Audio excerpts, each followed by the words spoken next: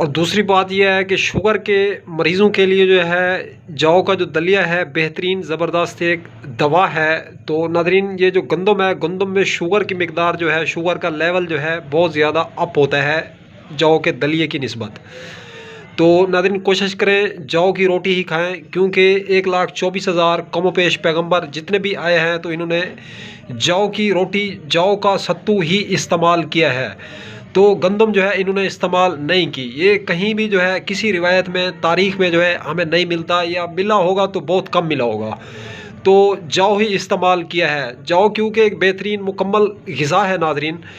जौ जो है ये हम लोग जो है जितनी भी जो है ताकत के मल्टी विटामिन खाते हैं, ताकत की जितनी भी जो है मेडिसिन हम खाते हैं, तो ये सारा कुछ जो है जौ के अंदर मौजूद है। जौ का इस्तेमाल करने से जो है जिस्म में कम से कम 70% बीमारियां जो है निकलना शुरू हो जाती हैं, जो बंदा जौ का इस्तेमाल करेगा।